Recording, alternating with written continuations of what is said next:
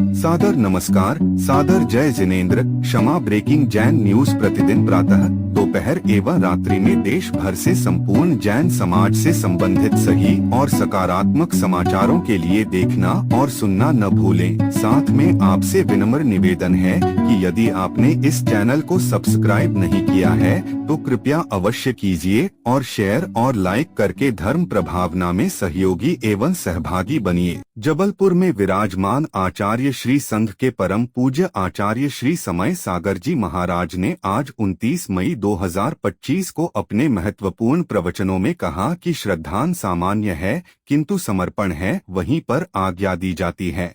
जहाँ पर समर्पण नहीं है वहाँ पर उपदेश दिया जाता है, आदेश नहीं दिया जा सकता। आदेश एक बार दिया जाता है, बार बार नहीं। लीजिए सुनिए आचार्य श्री का पूरा उद्बोधन। उच्च क्वालिटी की जो वस्तु होती है वह क्वांटिटी में कम ही मिला करता है। एक सज्जन ने गुरुदेव के सामने रखा, महाराज महावीर भगवान के सामने महावीर भगवान के विषय में सुनते थे। महावीर भगवान का इतना विराट जो सिद्धांत है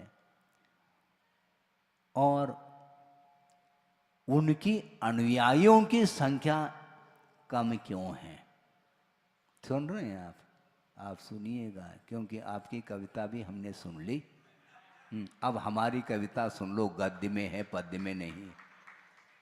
सुनिए आप।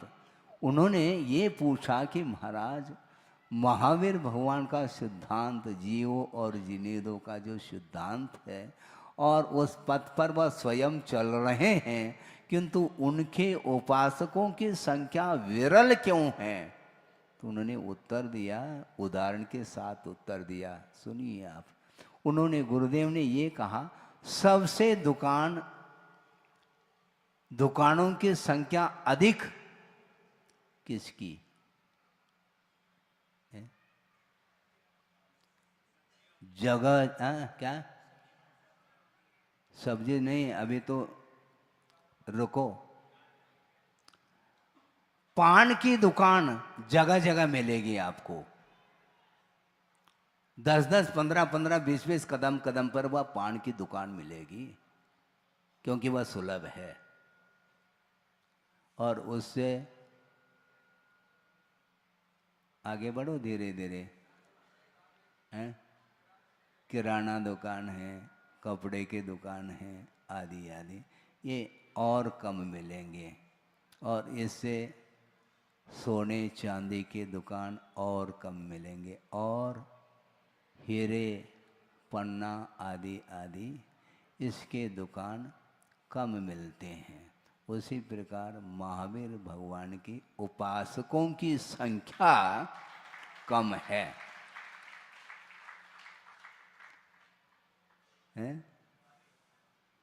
तोल करके देते हैं क्या? गाजर मूली जैसे तोल करके देते हैं, और तोलने के उपरांत 2-4 और डालो, इस प्रकार मांग भी आती। इस प्रकार हीरे माणिक मोती वगैरह उसको दिखाने के लिए नहीं रखते हैं, तिजोरी के अंदर ही रहेंगे वो। ये दुर्लभ इसी को बोलते हैं। 11 अंग तक ज्ञान होने के उपरांत भी उसके अंदर श्रद्धा की किरण नहीं फूट रही है। तो इसलिए आचार्य कहते हैं वह संवेदनशील नहीं है। उसके पास मात्र ज्ञान है, कोरा ज्ञान है। वह ज्ञान दूसरे के काम में तो आ रहा है, किंतु स्वयं के काम में नहीं आ रहा, क्योंकि दिया तले अंधेरा, ये यहाँ पर बात चरितार्थ होती है। स्वयं तो अंधेरे में है और दूसरे को प्रकाश दे रहा है। उस ज्ञान के माध्यम से विश्व का कल्याण तो हो रहा है, किंतु खुद का कल्याण नहीं हो रहा है। कल्याण जो होता है वह मात्र ज्ञान से नहीं, किंतु जो भीगा हुआ ज्ञान है वही कल्याण के लिए कारण सिद्ध होता है।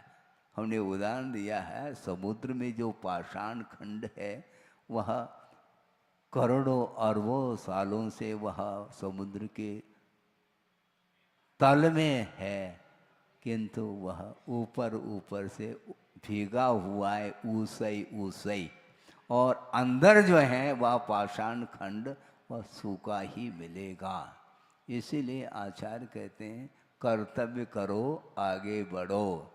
वो भीगता है तो ठीक है, नहीं भीगता है तो स्वयं भीगते चले जाओ। क्योंकि हमें भीग करके ही कार्य करना है, धर्म ध्यान हमें करना है। गुरुदेव ने एक बार बात कही थी, वो ये है कि तुम्हें धर्म ध्यान करना है और तुम दूसरे के निमित्त से भी धर्म ध्यान कर सकते हो। दूसरा करे तो अच्छी बात है, नहीं करे तो दूसरे के निमित्त से भी हम धर्म ध्यान करते हैं। दूसरे का कल्याण हो, सुखी रहे सब जीव जगत के, कोई कभी न घबरावे, और वैर पाप अभिमान छोड़ नित हाँ नित नए मंगल गावे, दंगल नहीं, नित नए मंगल गावे कहा है। सुखी रहे सब जीव, सुखी रहे। हालांकि जो सुखी होगा वह अपने पुरुषार्थ से ही होगा। जो पुरुषार्थशील नहीं है उसके लिए मैं कह दूं कि सुखी रहे सब जीव जगत के, नहीं बनता है। क्योंकि इस जगत में अभाव भी है। सुखी रहे जीव जगत के, उनका कल्याण होगा क्या? वह सुखी हो सकते हैं क्या? नहीं हो सकते हैं, क्योंकि उसका उपादान है ही नहीं। इसके उपरांत भी उसके हित की बात करने में, उसके हित की बात सोचने में हमें कोई घाटा नहीं है। हाँ, कोई साइड इफेक्ट नहीं होता, क्योंकि हमारा परिणाम है, उज्जवल परिणाम है। भगवान हमें जिस प्रकार आपके माध्यम से पथ मिला है, उसी प्रकार सभी लोगों के लिए पथ प्राप्त हो जल्दी से जल्दी। बल्कि गुरुदेव ने एक बार ये भी कहा था कि हमसे जल्दी तुम मुक्त हो जाओ तो हमें और आनंद आएगा, मैं बाद में धीरे धीरे आ जाऊंगा।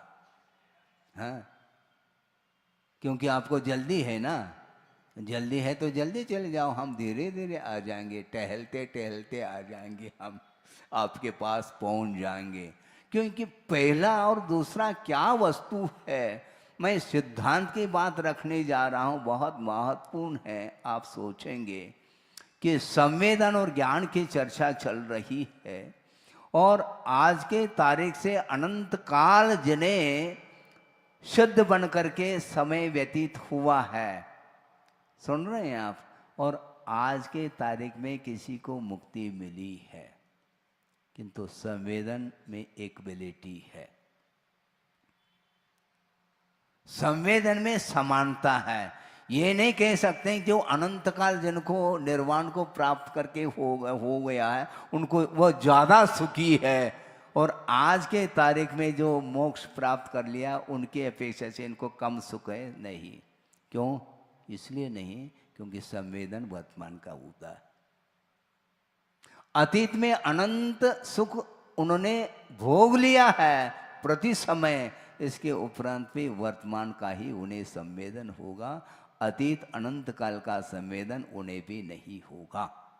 अनंत सुख का अनुभव करने के बाद भी वर्तमान का ही संवेदन होगा। अतीत की स्मृति, यानी अतीत वह ज्ञान का विषय बनता है और संवेदन का विषय नहीं बन सकता।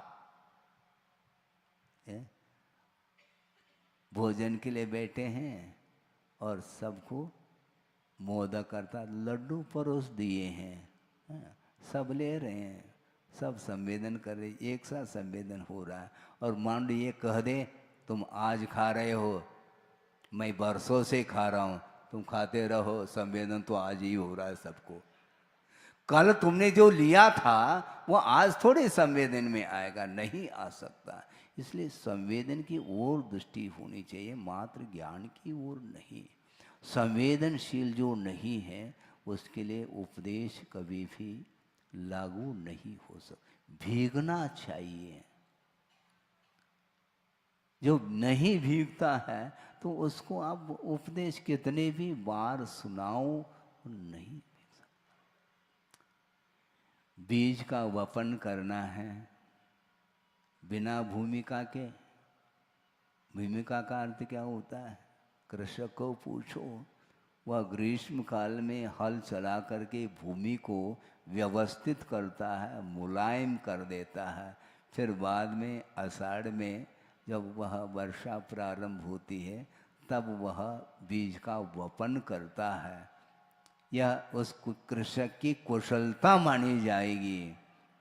ऐसा नहीं हो सकता बीज अपने पास है तो पाषाण खंड पर उसको उगेगा, वो नहीं उग सकता। इसलिए भूमिका की बड़ी आवश्यकता है। सुनाना निषेध नहीं, उपदेश देना निषेध नहीं, किंतु उपदेश का प्रभाव कितने परसेंटेज में पड़ रहा है इस ओर भी ध्यान देने की आवश्यकता है। इसलिए गहराई की बात उपदेश में नहीं रखी जा सकती, क्योंकि पात्रता अपनी जगह है। इसलिए गुरुदेव कहते हैं ये जो आगम मिला है, ये आगम जिस किसी के सामने रखने योग्य नहीं, किंतु पात्रता की आवश्यकता है। क्योंकि बिना पात्र का विवेक रखे आप दान देते हैं, आहार दान आप देते हैं ना? हाँ देते हैं। नवधा भक्ति पूर्वक किसकी करते हैं आप नवधा भक्ति? है पात्र, कोई अपात्र हो तो नहीं करते ना।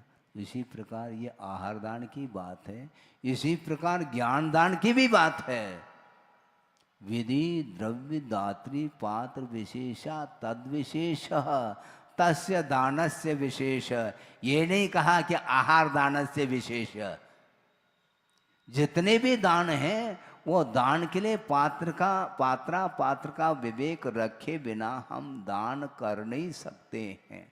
आप आस्था के साथ सुनने के लिए बैठे हैं, समर्पण भाव आपका देव शास्त्र के गुरु के प्रति है, तभी हम सुनाने के लिए बैठे हैं। नहीं है तो सुनाने से कोई सार नहीं निकलता, क्योंकि सुनने और सुनाने वालों की संख्या कम नहीं है दुनिया में, किंतु गुणने वालों की संख्या बहुत विरल है। इसलिए समर्पण भाव को जागृत करिएगा। श्रद्धान और समर्पण, इन दोनों में भी सामान्य विशेष का अंतर देखने को मिलता है। श्रद्धान का अर्थ विश्वास, बेटे का विश्वास पिताजी के प्रति है, किंतु समर्पण वो अनिवार्य नहीं। वो पिताजी को मान रहा है, किंतु पिताजी की आज्ञा मानने में पीछे हटता है।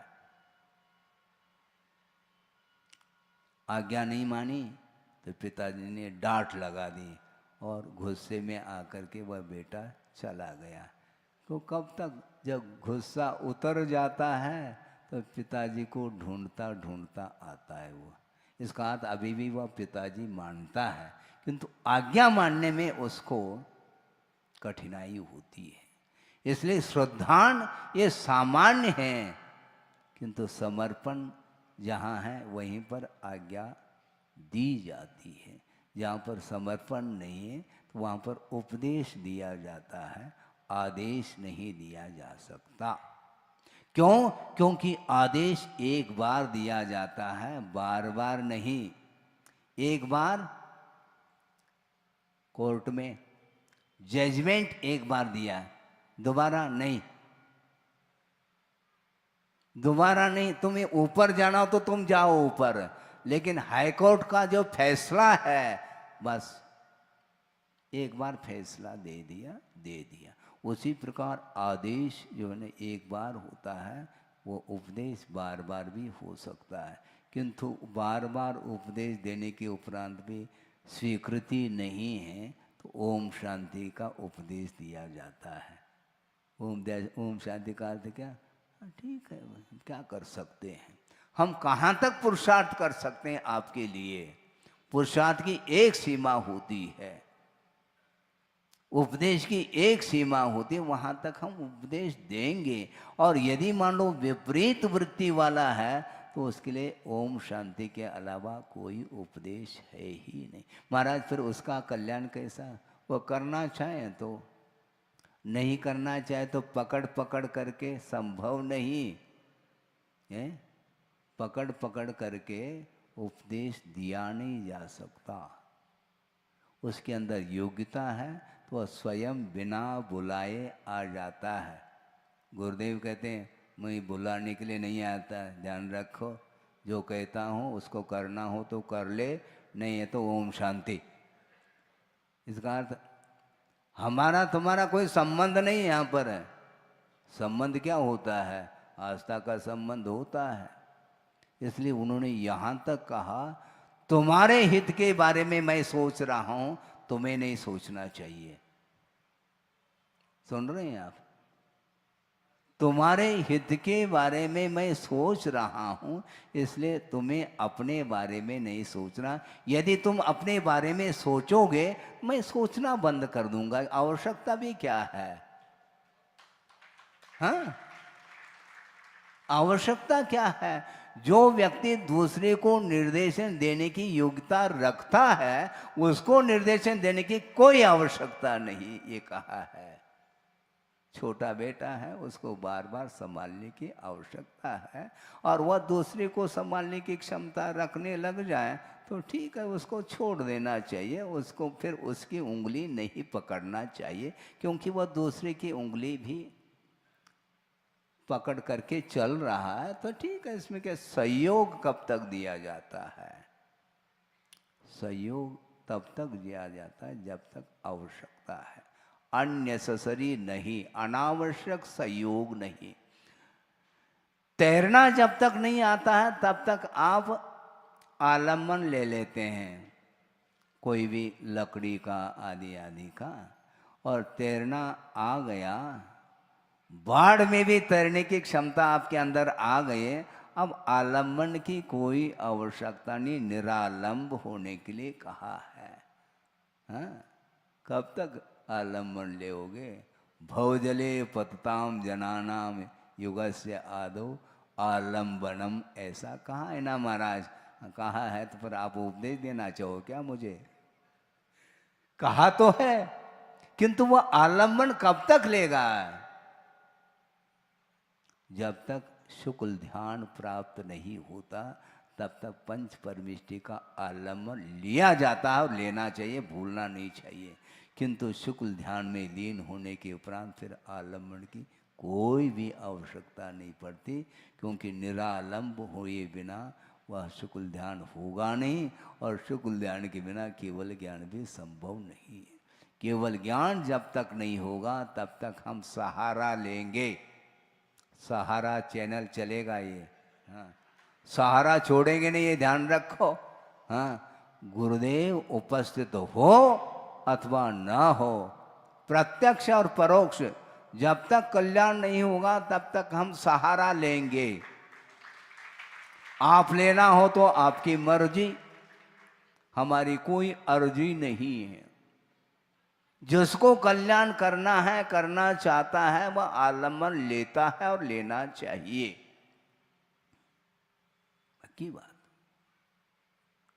इसीलिए संवेदनशील हो जाना चाहिए, भीगना चाहिए। नहीं भीगते हैं तो कर्म कटेंगे नहीं। वस्तुतः ज्ञान साधन है, इसके उपरांत भी उसका सदुपयोग यदि नहीं होता है तो कर्म कट नहीं सकते हैं। इसलिए हमने शुरुआत में ही कहा था, अभव्य के पास 11 अंग का ज्ञान होते हुए भी उस ज्ञान के द्वारा वह दूसरे को प्रकाश दे रहा है, किंतु अपनी आत्मा अंधेरे में बैठी है उसकी। सोचो, विचार करो, फिर क्या होगा महाराज? होगा कुछ नहीं, क्योंकि उसका नेचर है, और नेचर परिवर्तित नहीं हो सकता। कभी भी अभव्य भव्य नहीं बन सकता, ना भव्य अभव्य बन सकता, क्योंकि वह नेचर अर्थात प्रकृति। हाँ, प्रकृति कहा कुंद कुंद स्वामी ने, न मुयेदि पैडिम अभवो, अभव्य अपने प्रकृति को नहीं छोड़ता है। हाँ, नमो यदि पैडिम भवो सुठो वे अध्यायदून सत्थानी, अच्छे ढंग से वह शास्त्र का अध्ययन भी कर लेता है, फिर भी अपनी प्रकृति को नहीं छोड़ता है, उसका नाम अभव्य कहा है। अभव्य की यह परिभाषा बनाई है, अच्छे ढंग से वह शास्त्र का अध्ययन भी कर ले, फिर भी अपने नेचर को वह छोड़ने के लिए तैयार नहीं हो सकता। और उदाहरण दिया है, उदाहरण ये दिया है, गुड़ दूध दम पे पिबंता नपन्न या निविसा होती। पन्नग बोलते हैं सर्प को, और उसको आपने क्या पिलाया है? दूध, और उसमें गुड़ डाला है, मीठा मीठा, और दूध पिलाया है, फिर भी अपने विष को नहीं छोड़ सकता। इसको बोलते हैं अभव्य। महाराज, हम किस श्रेणी में आते हैं? हमें आकुलता होने लगी महाराज, तो गुरुदेव कहते हैं जिसको आकुलता हो रही है वह भव्य है, ध्यान रखो। अभव्य को आकुलता नहीं होती, क्योंकि उसके दृष्टि में मोक्ष कोई वस्तु है ही नहीं। मोक्ष से उसको कोई सरोकार नहीं, उसको केवल जो है भोग सामग्री चाहिए, उसके लिए सब कुछ वह करने के लिए तैयार है। जिन लिंग को भी धारण करता है, ज्ञान भी पर्याप्त मात्रा में रखा है, इसके उपरांत भी उसका जो लक्ष्य है, उसका जो टारगेट है, वह मोक्ष नहीं, कर्म निर्जरा, कर्म क्षय के लिए वह उद्यम नहीं कर रहा है, वे केवल संपदा को प्राप्त करने के लिए वह निरंतर कटिबद्ध है। इसको बोलते नेचर, बाय नेचर। सबका अलग अलग नेचर है, क्या कर सकते हैं, सबकी तासीर अलग अलग है। क्रोध की तासीर अलग है, मान की अलग है, माया की तासीर अलग है, लोभ की तासीर अलग है। अब क्या कर सकते हैं? आत्मा की क्या तासीर है? आत्मा का स्वभाव है ज्ञाता दृष्टा, इसके अलावा कुछ नहीं। कोई भी वस्तु को ग्रहण करना उसका स्वभाव में है ही नहीं। ग्रहण करने का स्वभाव आत्मा का नहीं, मात्र जानने का स्वभाव है उसका। इसको बोलते हैं ज्ञान, सम्यक ज्ञान बोलते हैं। सम्यक ज्ञान होने के उपरांत भी जब तक असंयम की भूमिका में रहता है, तब तक उसका आकर्षण पर वस्तु के प्रति रहता ही है। उसके कारण ही उसका विकास रुका हुआ है। विकास करना चाहो तो विकास के लिए जो व्यवधान उपस्थित करता है, उसको हटाने की आवश्यकता है। क्योंकि जब तक बाधक कारण का अभाव नहीं करोगे, तो साधक कारण का सद्भाव लेकर के करोगे क्या आप? रोग उत्पन्न हुआ है, महाराज दवाई ले लेंगे, दवाई मिल जाएगी। हाँ, दवाई तो मिल जाएगी, रामबाण, हाँ रामबाण मिल जाएगी बिल्कुल, किंतु उसके साथ साथ बाधक कारण का अभाव करना पड़ेगा। जिस कारण से रोग उत्पन्न हुआ है, उन्हीं पदार्थों का तुम सेवन करते चले जाओ, फिर बाद में रामबाण औषधि ले लो, वह रावण बाण हो जाएगा। रामबाण रहेगा नहीं, वो पक्की बात है। औषधि तब काम करेगी जब अपोजिट जो तत्व है उससे दूर रहना पड़ेगा। दवाई लेते लेते बरसों हो गए, डॉक्टर साहब दवाई काम नहीं कर रही है, दवाई नहीं काम करे तो मेरा माता नहीं काम कर रहा है, वो कहता है दवाई क्यों नहीं काम कर सकती? तुमने क्या किया? दवाई लिए क्या? नहीं नहीं, आपने लिख करके दिया था ना, उसको ले लिया हमने। जो आपने लिख करके दिया था उस जो कागज पर, उसी को घोट करके पी लिया। हाँ, इसलिए पी लिया हो गया, पी लिया उसको, फिर बस। अरे इसलिए तुम्हारे पास विवेक नहीं। मेरा आशय क्या था, उसको पकड़ा नहीं तुमने। हमने ये कहा था ये दवाई लिख करके देता हूँ, तुम ले लेना। कहाँ पर दवाई मिलेगी? मेडिकल में मिलेगी। गए नहीं तुम, उसी को घोट करके पी लिया, तो मैं क्या करूं? मेरा क्या इसमें दोष है? पंच परमेष्टि में कोई दोष नहीं। पंच परमेष्टि की आराधना करते हुए भी यदि कल्याण नहीं हो रहा है तो पंच परमेष्टि में कोई दोष नहीं, दोष अपने भीतर है, ये ध्यान रखो। हम माला फेर रहे हैं और मन कहाँ घूम रहा है, बाजार में घूम रहा है और माला फेरी जा रही है। माला मात्र फिर रही है और साथ साथ मन भी फिर रहा है। सोचो, विचार करो, पंच परमेष्टि की आराधना करते समय एकाग्र चित्त हो करके और मात्र एक प्रकार से संसार के विच्छेद के लिए यदि प्रभु की आराधना करते हैं तो वह आराधना सार्थक सिद्ध हो सकती है, अन्यथा मात्र ओनली ड्रामा। हाँ, ड्रामा के अलावा संसारी प्राणी ने अतीत में कुछ किया ही नहीं, उसमें मैं भी शामिल हूं, घबराओ नहीं। हाँ? क्योंकि सबका अतीत अनंत के कोठी में निकला है। हाँ? आराधना की है, किस उद्देश्य को लेकर के की है? यदि कर्म क्षय के उद्देश्य को लेकर के आराधना यदि करते हैं तो यार इस धरती पर क्यों हम रहते हैं? ऋषिनाथ भगवान गए तो उन्हीं के साथ चले जाते ना अपन भी। बड़े बाबा, बड़े बाबा की आराधना करते हो आप। बड़े बाबा जिस समय थे साक्षात, उस समय भी अपन थे। वो चले गए तो अपन रुके क्यों? हमने बड़े बाबा की आराधना नहीं की सही तरीके से, इसलिए रुके हुए हैं। इसलिए स्वयं का दोष है, साधन में कोई भी दोष नहीं। इसलिए बाधक कारण का अभाव करो, साधक कारण का सद्भाव, फिर बाद में कार्य का प्रादुर्भाव होता है, ऐसा कहा है। बाधक क्या है महाराज, आप ही बताओ, हम क्या बताएंगे? आपको मालूम नहीं है क्या? है?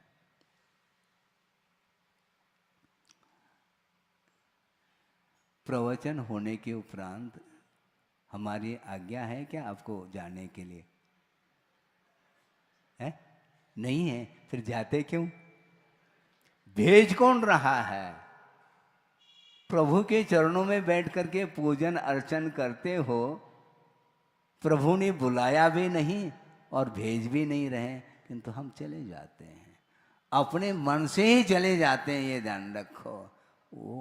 वो कभी भी भेजते नहीं, न बुलाते हैं,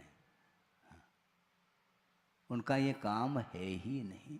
सारे जितने भी सांसारिक कार्य आप लोग कर रहे हैं, इसमें प्रभु की आज्ञा है क्या? मुझे बताओ, जल्दी करो। है? अच्छे क्वालिटी के वस्त्र पहनना, बड़े बड़े हवेली में रहना, इसके लिए प्रभु की आज्ञा मिली हो आपके लिए? कुछ नहीं। और हवेली में भी बैठ करके बोलता क्या है? झोपड़ी का भाग्य खुल गया बोलता है वो। हवेली भी बना करके रहो और झोपड़ी कहो, ये गलत बात है। लेकिन भक्त की भावना है, उस ओर ध्यान हमारा भी है। अब सोचो, विचार करो, अरबों रुपए करोड़ रुपए खर्च करके हवेली में बना करके रहता है और बोलता क्या है? झोपड़ी का भाग्य खुल गया। वो झोपड़ी है क्या? वो कुटिया है क्या? वो कुटिया नहीं है, वो है। कुटिया और झोपड़ी ये हम भी जानते हैं, है? अंतर, लेकिन भाव इसी प्रकार के होते हैं। तो वस्तुतः संसार के जितने भी हम कार्य करते हैं उसमें प्रभु का कोई भी आशीर्वाद, उनका आदेश उपदेश है ही नहीं, बल्कि प्रभु ने त्याग का उपदेश दिया है, ग्रहण का नहीं। ये मार्के की बात है। प्रभु ने ग्रहण करने के लिए उपदेश नहीं दिया, त्याग का उपदेश दिया। इसी प्रकार गुरु ने उनको कहा, किसको? मछुआरे को, पहली मछली छोड़ो। महाराज फिर दूसरी लेने के लिए कहा क्या? लेने के लिए कहा ही नहीं, उन्होंने छुड़ाया है। त्याग कराया है, ग्रहण करने के लिए नहीं कहा, क्योंकि बिना कहे ही वह जिंदगी भर ग्रहण करता आया है। हमने छुड़ाया है उसको। राग को छुड़ाया जाता है, ग्रहण नहीं कराया जाता। छोड़ नहीं पाता, इतना तो छोड़ो, ये कहा जाता है। ये पद्धति है, त्याग की पद्धति है। पात्र को दे करके ही त्याग कराया जाता है। जिसकी जितनी क्षमता है उसके अनुरूप त्याग कराया जाता है। और समर्पण भाव के साथ वह प्रतिज्ञाबद्ध होकर के पालन करता है। वह छोटा सा भी वह नियम, वह संकल्प उसके लिए उन्नति के लिए कारण सिद्ध होता है। आप ध्यान रखो, उसने भी त्याग किया, उसका विकास देखो। धीवरोध ही लिखा गुरुदेव ने, पढ़ो तो सही। हमारा संस्कृत में, हिंदी में नहीं है, कोई वादा नहीं। बहुत कठिन, इसको बोलते हैं समर्पण। एक ही बार में वह हाथ जोड़ता है, और अपन हाथ नहीं जोड़ते हैं, तर्क करते हैं, इतने से क्या होता है हमारा, ये भी कोई त्याग है क्या? अच्छा, तो पूरा छोड़ दो फिर, वो भी नहीं होता है। और जो छोड़ रहा है उसकी प्रशंसा कर देनी चाहिए। मात्र एक 14 के दिन उसने वध का त्याग किया था, चांडाल ने। पढ़ा आपने? पढ़ो थोड़ा सा। हाँ, शिविर बहुत हो चुके हैं, थोड़ा सा रत्न श्रवकाचार पढ़ करके उस कथा को ताज़ा कर लो। जिसने एक चांडाल है, और उसने 14 के लिए वध का त्याग किया। उसका इतिहास भी पढ़ो। वस्तुतः उस चांडाल को सर्प ने काट लिया था, और परिवार वालों ने सोच लिया ये इस मरण को प्राप्त हुआ है, और उसको उठा करके स्मशान में रख दिया। और वहां पर एक रिद्धिधारी मुनि महाराज ध्यानस्थ थे, और औषध रिद्धि के धारी थे, और उनके शरीर से वह स्पर्शित होकर के वह वायु, वह हवा वहाँ पर पहुँच गई जहाँ पर वह मृतक शरीर पड़ा हुआ है, और वह जीवित हो गया। वस्तुतः वह मृतक नहीं हुआ था, जहर चढ़ा हुआ था, विषाक्त हो गया था। परिवार वालों ने सोच लिया कि यह वस्तुतः मरण को प्राप्त हुआ है, इसलिए उसको वहाँ पर रख दिया था, किंतु अभी मरण को प्राप्त नहीं हुआ था, और वह जीवित हो जाता है। तुरंत वह सोचता है कि मेरा कार्य तो यही है, मैं चांडाल हूँ, मैं जल्लाद हूँ, इसके उपरांत भी एक दिन 14 के लिए मैं वध का त्याग करूँगा। इस प्रकार उसने प्रण ले लिया, और उसकी परीक्षा हो गई। ऐसी परीक्षा हो गई कि अष्टानी का पर्व चल रहा था, और राजा ने ये घोषणा कर दी कि पर्व के दिनों में कोई भी मांस का भक्षण नहीं करेगा, कोई भी वध नहीं करेगा। इस प्रकार उसने घोषणा कर रखी थी, और घोषणा करने के उपरांत भी राजकुमार ने ही वध किया है। और बगीचे में जा करके, एकांत में जा करके एक क्या बोलते हैं, हाँ, मेंढा, उस मेंढे का वध करके उसको उसने पका करके उसका भक्षण कर लिया। और वह जान लिया, किसने? माली ने जान लिया। वह पेड़ पर था, देख रहा था ये करता क्या है, पूरा जान लिया। और उसने अपने पत्नी को बता दिया कि देखो इसने इस प्रकार जो है आज्ञा का उल्लंघन किया है। इस प्रकार वह बात चल रही थी, और उतने में ही बात राजा तक पहुंच गई। पहुंचते ही राजा ने कहा, राजा आज्ञा का उल्लंघन करने वाला कौन हो सकता है? जिसने उल्लंघन किया है उसका पकड़ करके ले आओ। कोतवाल को, सारे राज कर्मचारी को बता दिया, पकड़ करके ले आओ। तो बात समझ में आ गई कि राजकुमार ने वध किया, अब कैसे पकड़ेंगे, कैसे ले जाएंगे। वो भयभीत होने लगे, राजन हम आपको बता नहीं पाएंगे कि किसने वध किया, तुम्हें बताना पड़ेगा, नहीं तो ध्यान रखो तुम्हारे जीवन भी भरोसा नहीं, ध्यान कुछ भी हो सकता है। तुम्हें बताना पड़ेगा। तो धीरे धीरे बताया कि राजन, तुम्हारे राजकुमार ने ही वध किया है। राजकुमार ले आओ, अब कुमार नहीं है वो। इसको बोलते हैं पक्षपात का अभाव। चाहे राजकुमार हो चाहे कोई भी कुमार हो, आज्ञा का जो उल्लंघन करता है उसको पनिशमेंट देना है, ये न्याय है। और उसको पकड़ करके ले आओ, उसको दंड दिया जाएगा, मृत्यु दंड। ये घोषणा हो गई, लेकर के आ गए। अब वो मृत्यु दंड देगा कौन? आज्ञा की आज्ञा है, देना तो उसी को। ले आओ, किसको? चांडाल को ले आओ, क्योंकि प्रतिदिन वही देता है। उसको बुलाने के लिए गए तो वो कह रहा है मैं नहीं आ सकता, और पहले से ही कहा था अपनी पत्नी को कोई भी आ जाए तो मना कर देना कि वो घर में नहीं है। तो वो आ गए बुलाने के लिए, कर्मचारी, राज कर्मचारी। कहाँ है? नहीं, वो है नहीं, बाहर गया है। बाहर गया कहने से उनने कहा वो अभागा है, यदि आज वह वध कर देता तो उसके बदले में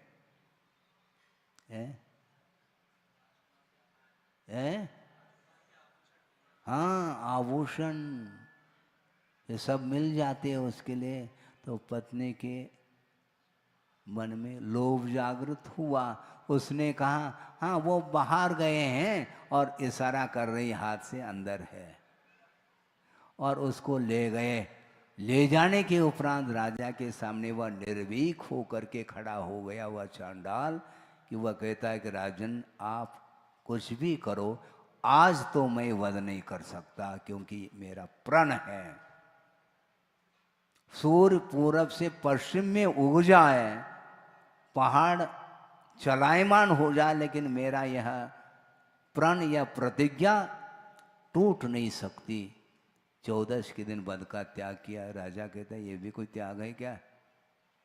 इन दोनों को पकड़ो, राजकुमार को भी और चांडाल को भी, इन दोनों को मृत्यु दंड देना है। वहां पर जाकर के फेंक लो इसको। ऐसे भयानक एक सरोवर है जिसमें बड़े बड़े मगरमच्छ होते हैं, वहां पर जाकर के फेंक लो, सब ठीक हो जाएगा। लेकर के गए और दोनों को फेंक दिया, किंतु राजकुमार को तो नोच नोच करके मगरमच्छों ने भक्षण कर लिया। किंतु उस चांडाल की रक्षा देवों ने आकर के की। क्यों? यह प्रतिज्ञा है। इसको बोलते हैं प्रतिज्ञा, इसको बोलते हैं संयम, इसको बोलते हैं नियम।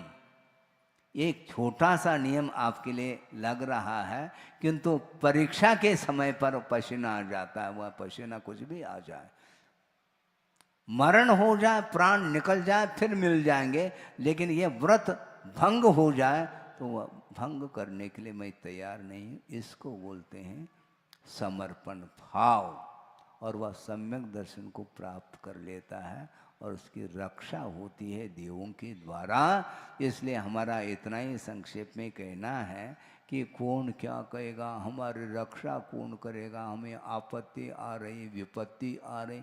अरे आपत्ति विपत्ति तो कर्म के उदय में आया करती है, किंतु जिसके हृदय में धर्म है वो देव भी आकर के उसकी रक्षा करते हैं।